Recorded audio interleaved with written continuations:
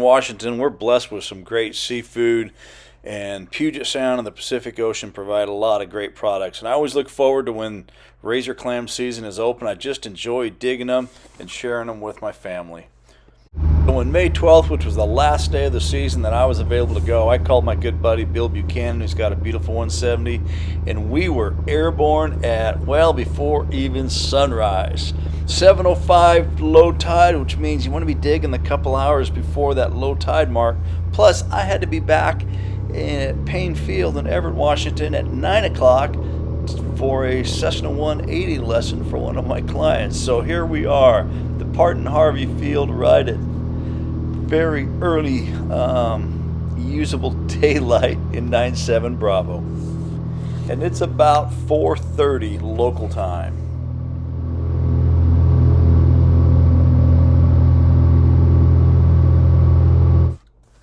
Here's our route. It's 100 statute miles down there.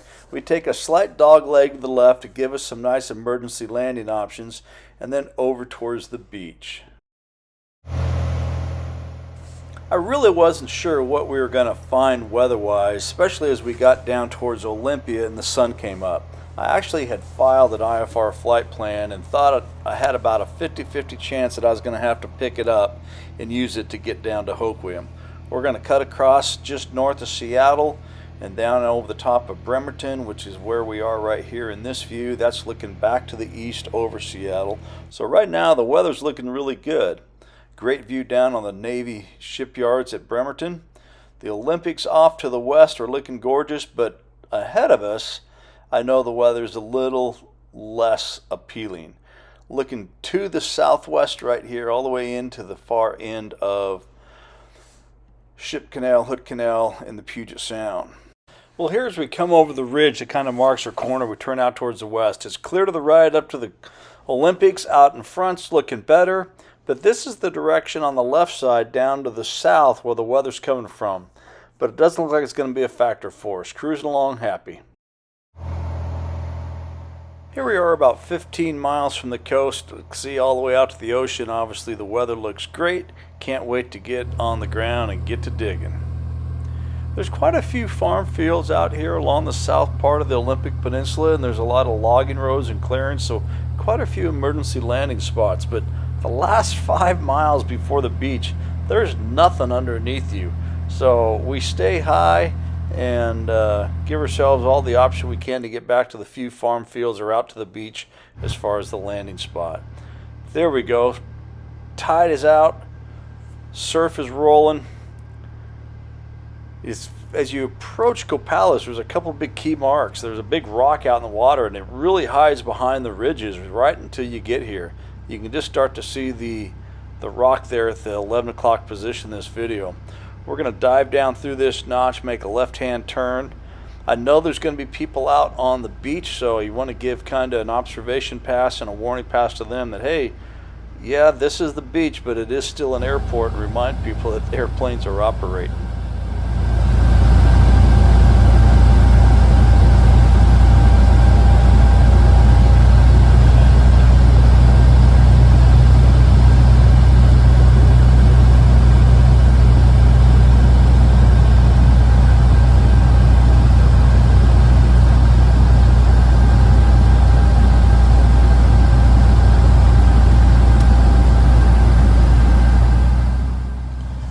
As we roll out here on extended center line, those pickups to the right aren't a factor.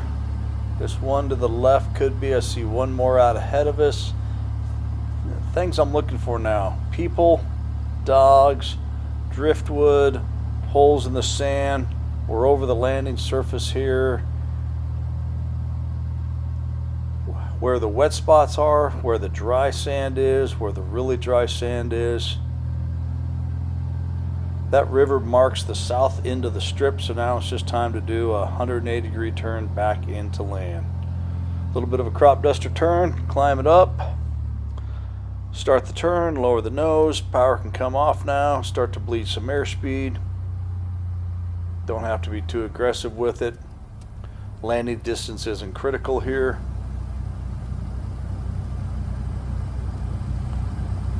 And there's a great view. That's what Copalis looks like. We don't want the dark sand. We don't want the dry sand. We want it right in the middle.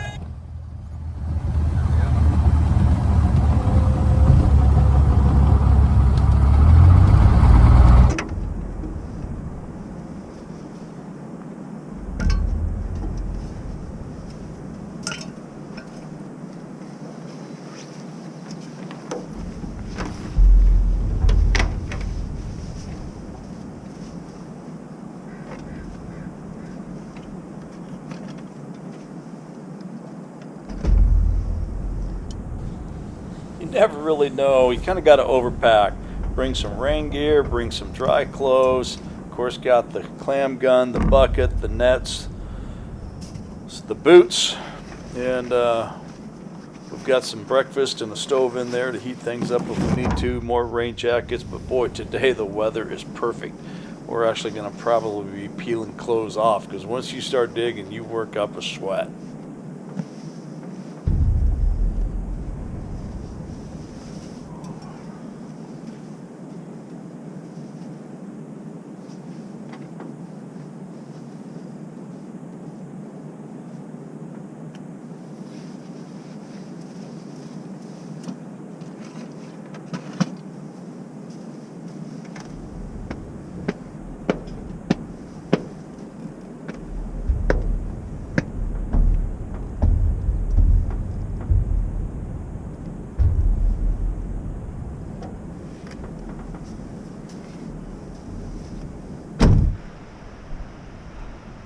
All right, it's time to start putting holes in the beach.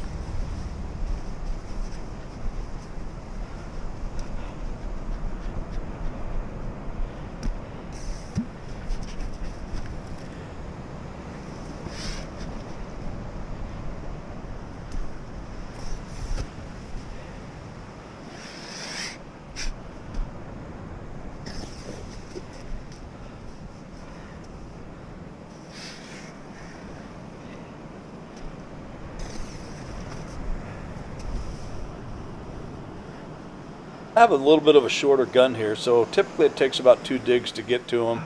This one I had some wet sand fall out of the bottom, so I had to redig a few times, but I could look down in the hole and see that he was there, reach down and grab him.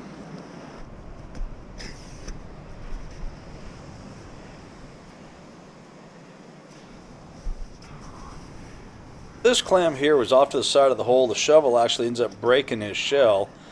Reach down, grab them. It's just the meat. I drop it and go grab it again. You're required to keep the first 15 that you pull up, whether they're in their shell or not. Actually, I don't mind when they're out of their shell. I don't have to clean them then.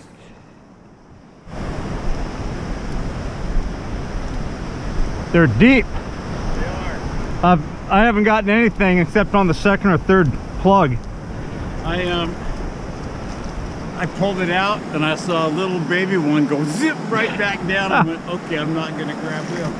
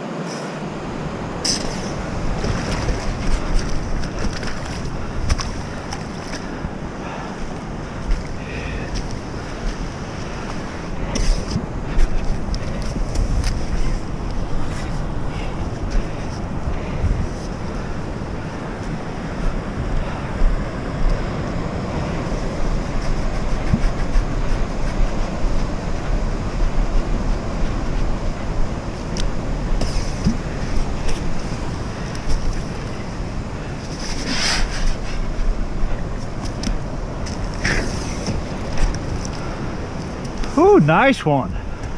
Look at this. Holy cow. All right, 20 minutes later, and we are done. Double count here. I got 1, 2, 3, 4, 5, no shells, 6, 7, 8, 9, 10, 11, 12, 13, 14, 15. Woohoo! Good day.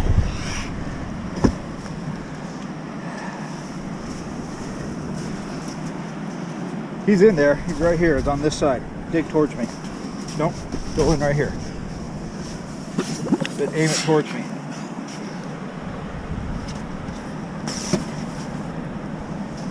Dig right there. Put it on my foot.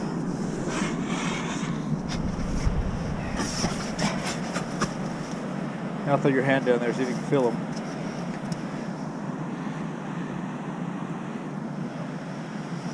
Nope. All right. I've been having to go down twice now. Here's one. Try that one.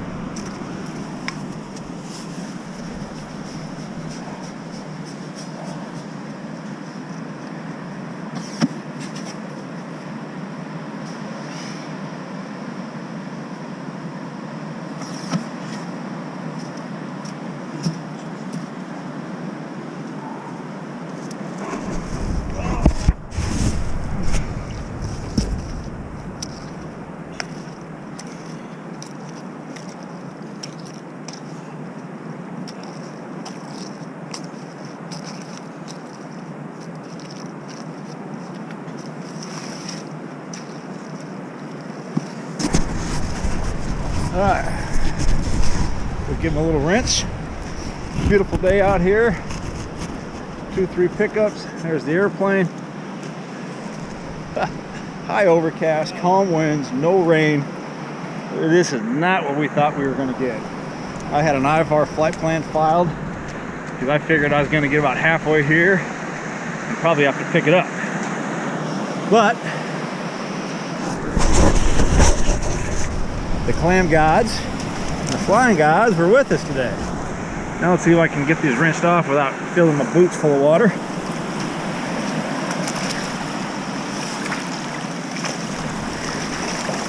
That should work.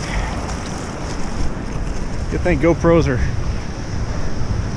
good because this thing's covered in sand. Let's go get my jacket. I'm going to pack my stuff back. All right, what are we at now, Bill? I gotta count them, but I gotta rinse them off. I wouldn't rinse them yet. Wait till the end, just dump them. I know I'm not there yet, but Give you an idea. 1, Okay. 2, 3, 4, 3, 3, 4, 5, 6, 7, 8, 9. technically 9.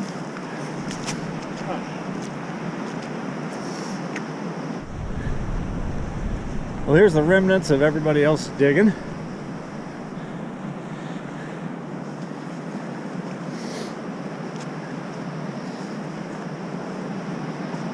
Gentleman we were talking to this morning said he was limited in 15 minutes. I'm really glad I didn't have to wake up early, drive over here for 15 minutes of digging. Of course, if they're locals, it's easy, but people have been reporting this is one of the best clam digs we've had in a long time. And digging 15 clams in 15 minutes, that's a lot of work. Because it takes you about 30-40 seconds per clam easy. And so that is definitely good. Well, that's just fun. That's just one of the cool things about an airplane.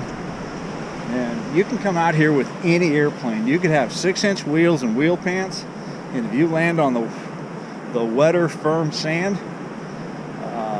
it's like pavement. Coming out here with big bush wheels, you're pretty much gonna land it anywhere you want. You see how much the tide where Bill is standing now is about where the water was hitting when we got here. 7:30 I think is low tide. He should be down to his last one or two.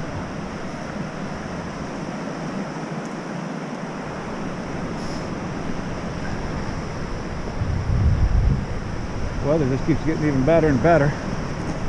Hour and 10 minutes from Payne Field, or from Snohomish, Harvey Field to here.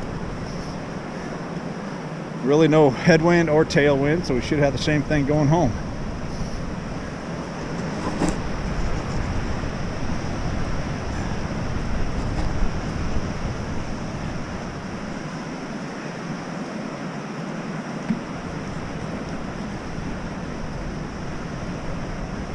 Nice. 15.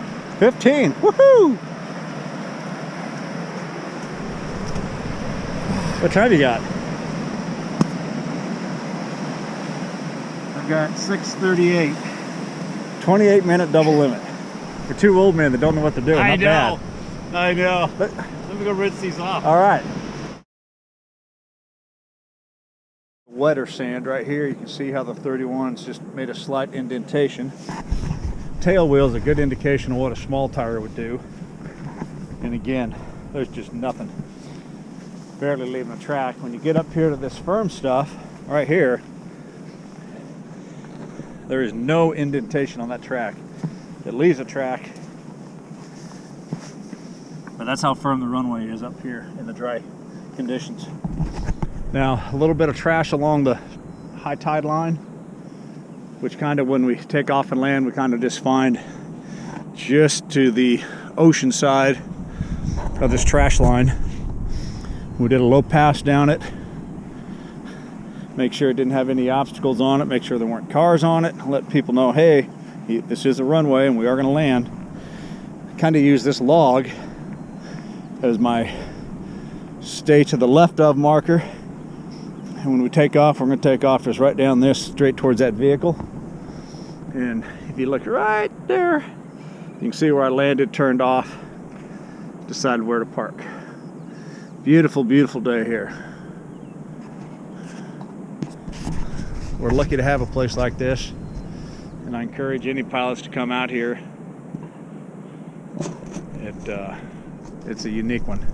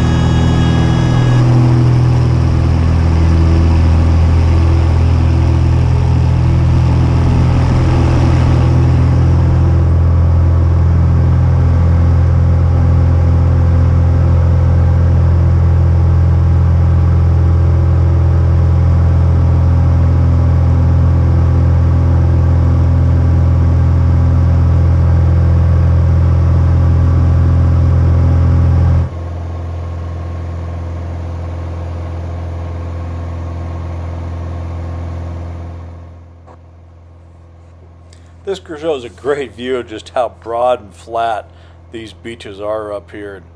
This was a really early weekday dig, so there was only maybe 30 cars and 100 people out there. Come out here on a big digging weekend, there will be hundreds of cars, thousands of people.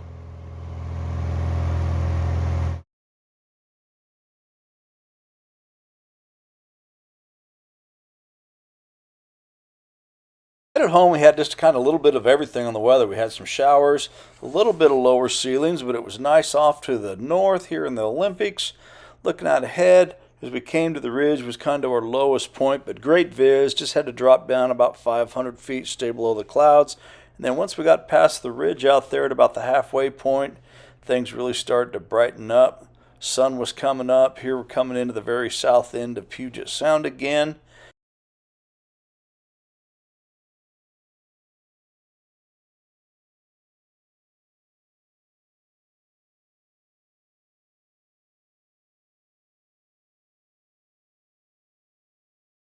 A little surprise we found along the way. It's called the Tall Bridge. It's in Mason County, built in 1929 as part of a railroad for a logging company.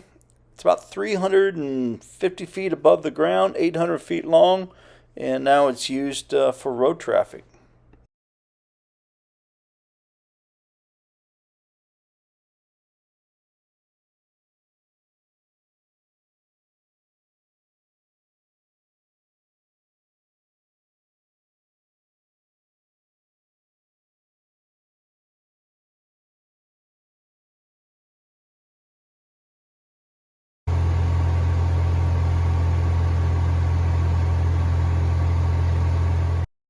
As we came back into Bremerton, we looked down. Here was a couple Marine Corps littoral ships, a whole bunch of mothball submarines, and I don't know who parked everything on the runway on that carrier, but I wish they'd move it all.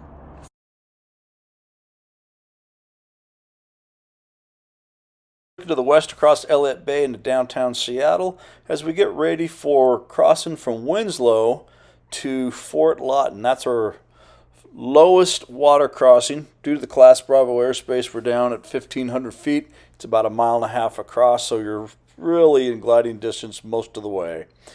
And then we're by the locks going into Lake Union.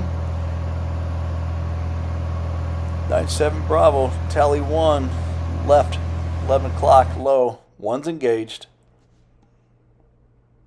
North end of Lake Washington there, home of Kenmore Air Harbor. And then we're coming back into the Snohomish River Valley. We got a little scud layer down low. It was broken to scattered. I ended up coming in underneath it, looking at it again. I easily probably could have came in above it and then just dropped in through one of the gaps straight to the runway.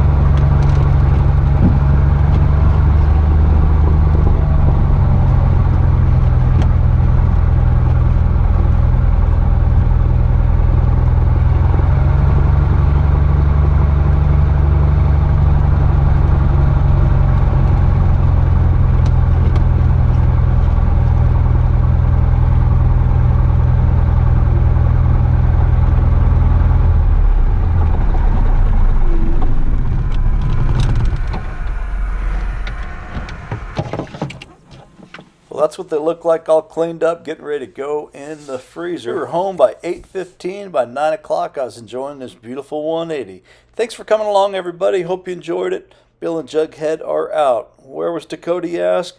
Well, he had a wound on his foot, and we weren't going to let him agitate it with the sand of the salt water, much to his demise.